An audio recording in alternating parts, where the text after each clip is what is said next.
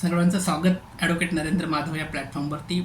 समता संस्कार शिबिराच्या अनुषंगाने माणसाच्या आयुष्यामध्ये सकारात्मक दृष्टिकोन तयार व्हावा, माणसाचं आयुष्य सर्वार्थाने सुंदर व्हावं, सदृढ व्हावं, त्यांची मानसिक दृष्टी जी आहे ती माणुसकीच्या अंगाने सर्वार्थाने व्यापक व्हावी, हा दृष्टिकोन घेऊन आम्ही समता संस्कार शिबिर चालवत असतो.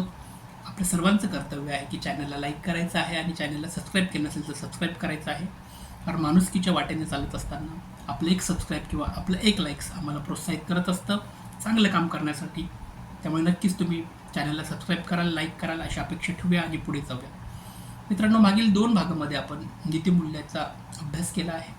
माणुसकीच्या दृष्टिकोनातून नीतिमूल्य किती व्यापक आहेत आणि ते आत्मसात करणं आपले नैतिक कर्तव्य आहे हे सुद्धा आपण पाहिलं आहे.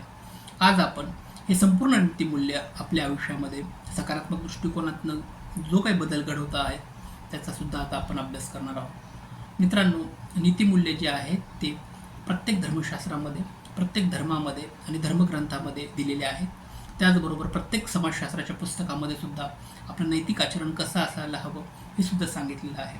त्याचबरोबर भारतीय राज्यघटनामध्ये सुद्धा सर्वसामान्य भारतीयांची जे काही कर्तव्य आहेत, मूलभूत हक्क आणि कर्तव्य हे सुद्धा भारतीय राज्यघटनेमध्ये सुद्धा दिलेले आपल्याला बघायला मिळतात. याच दृष्टिकोनातून आपण एक चांगला माणूस बनण्यासाठी सगळ्यात आधी आपले कोणकोणते कर्तव्य आहेत, आपल्या कोणकोणत्या जबाबदाऱ्या आहेत, आपले कोणकोणते हक्क आहेत हे सुद्धा जाणून घेणं आपल्याला सर्वांचा अपेक्षित आहे. हे सगळं करत असताना माणूस म्हणून आपल्याला माणुसकीच्या दृष्टिकोनातनं काही गोष्टी लक्षात घ्यायला हव्यात. जसं की माणूस म्हणून आपले जसे की हक्क आणि कर्तव्य आहेत त्याचबरोबर आपल्या जबाबदाऱ्यासुद्धा आहेत, हे सगळ्यात लक्षात घ्यायला हवं. आजचा जो काळ आहे, विज्ञान तंत्रज्ञानाचा काळ आहे, IT चा काळ आहे, इन्फॉर्मेशन टेक्नॉलॉजीच्या काळासोबत आज तर AI जनरेशन आलेलं आहे, आर्टिफिशियल इंटेलिजन्स आलेला आहे. या सगळ्या एवढ्या मोठ्या माहिती तंत्रज्ञानाच्या काळामध्ये आमूलाग्र असा बदल घडत असताना माणसाच्या बौद्धिकतेमध्ये सुद्धा बदल घडत आहे. माणसाच्या बौद्धिकतेमध्ये बदल घडल्यामुळे त्याची मानसिक जी स्थिती आहे ती सुद्धा आता सर्वार्थाने बदलायला आपल्याला पाहायला मिळते. बरेचसे लोक म्हणजे तरुण व्यवस्थामध्ये यंग जनरेशन आता कुठेतरी मानसिक स्थितीने ग्रासलेले आपल्याला पाहायला मिळतं. मोठ्या शहरामध्ये सुद्धा आपण बघतो की कुठेतरी कामाचा एवढा व्याप आहे. कामाच्या व्यापामध्ये आधुनिक तंत्रज्ञान विज्ञानामध्ये आणि आर्टिफिशियल इंटेलिजन्सचा व्यापक वाढीमुळे माणसाच्या मानसिकतेवर कुठेतरी सकारात्मक बदल व्हायला हवा होता, परंतु त्याचा अभ्यास केला असता दुर्दैवाने कुठेतरी नकारात्मक सुद्धा बदल झालेला आपल्याला बघायला मिळतो.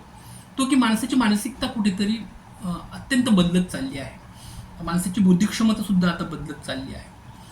पूर्वीचा जो माणूस होता तो माणुसकीच्या दृष्टिकोनातून जर अभ्यासला तर 90च्या दशकामध्ये, 80च्या दशकामध्ये जो माणुसकी आपण जिवंत पाहिलेली आपल्याला बघायला मिळते ती माणुसकी आज कुठेतरी हरवत चालली आहे का, हा विचार करण्याचा विषय आहे. मित्रांनो, ती हरवत चाललेली माणुसकी आपल्याला जर शोधायची असेल तर त्याची सुरुवात आपण स्वतःपासून आधी करायला हवी.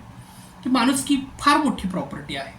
आज आपण बघतोय की प्रत्येकाला पैसा कमवायचा असतो, प्रत्येकाला धन, संपत्ती, प्रॉपर्टी, त्याचबरोबर इंटलेक्च्युअल प्रॉपर्टी सर्व काही कमवून एक उच्च असं ध्येय गाठायचं असते की माणसाचं भौतिक जीवन जे आहे ते सुंदर व्हावं, हा त्यामागचा दृष्टिकोन असतो. परंतु जसं की माणसाचं भौतिक जीवन सुंदर व्हावं असा विचार प्रत्येकजण करतात, त्याचबरोबर भौतिक जीवनासोबत माणसाचं मानसिक जीवन सुद्धा सुंदर व्हायला हवं.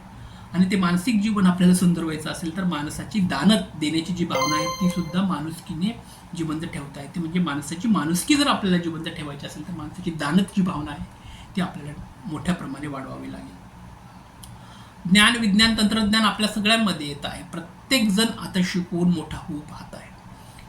मोठे मोठे विदेशातील विद्यापीठ आपल्या देशामध्ये आलेले आहेत. प्रत्येकजण त्या दृष्टिकोनातनं माहिती तंत्रज्ञान आत्मसात करत आहे, विज्ञान आत्मसात करत आहे आणि आधुनिक युगामध्ये नवे नवे संशोधन, नवे नवे पावले आपण टाकत आहोत. हे अत्यंत सकारात्मक अशी गोष्ट आहे आणि आनंददायक सुद्धा गोष्ट आहे.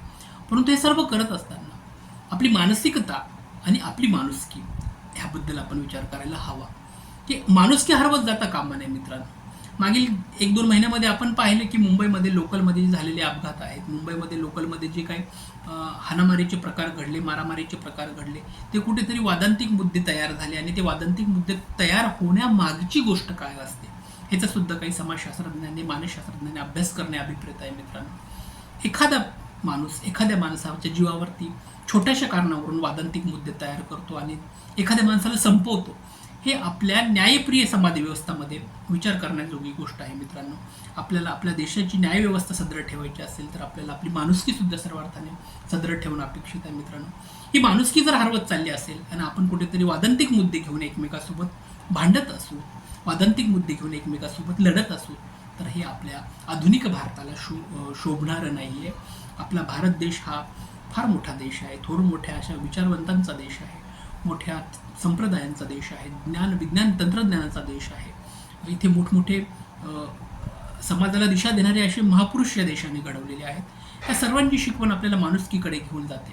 अशा वेळेला कुठेतरी आपण अत्यंत क्रोधित होऊन एकमेकाच्या जीवावरती उठणं ही कितीशी साजेसं आहे याचा विचार प्रत्येकानं करावं.